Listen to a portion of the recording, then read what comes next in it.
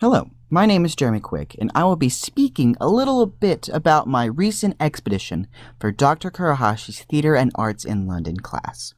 Having never been to London, England, or even out of the country before, I was extremely excited to be a part of this trip.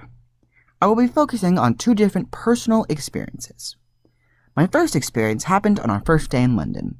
Having just flown overnight, and with a new time change and without any sleep for 24 hours, what do we decide to do on our first day? We see a show, of course. A few of us went to the National Theatre and watched the performance of Sarah Kane's Cleansed. Before the trip, one of my classmates did warn me about this show and how abstract Sarah Kane's writing was. Cleansed is, according to my classmates, a very dark and out there show.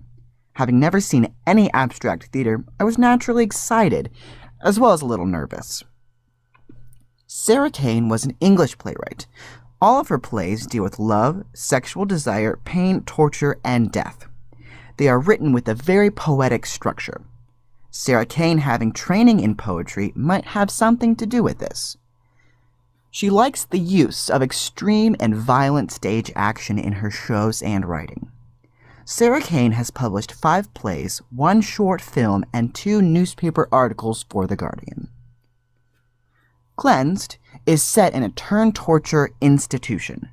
This production houses it in the shell of what I assumed to be a once operational hospital. With peeling light blue paint on the walls and trees growing out of the cracked and decaying floor tiles, it gave me the feeling of the places they visit on ghost hunting television shows. The costumes gave me a relatively modern feel. The guards of this institution wore hoods over their faces, concealing their ethnicity and gender. Their bare feet added to the already ominous atmosphere. To contrast the black of the guards and the dull scrubs worn by the patients, the main character, Gracie, wears a blood-red dress. This immediately caught my eye. Having expertise in costume design, I could tell the importance of this character and her story.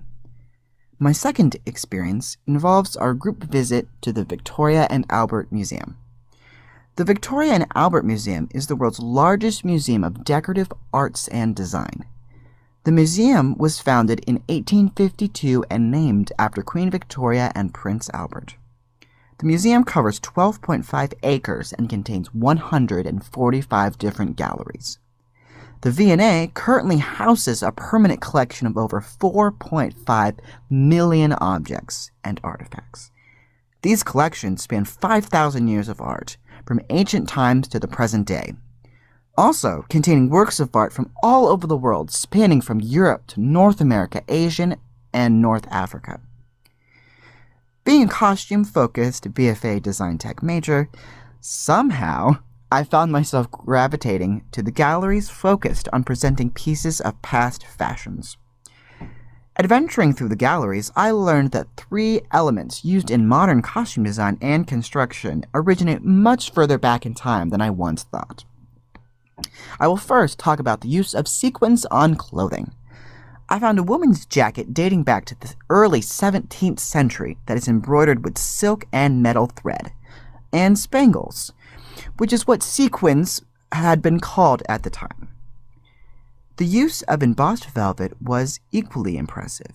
This is a technique where design is pressed into the fabric by leaving areas free of velvet. I found this technique on a vestment that would have been worn by a priest in the late 15th century.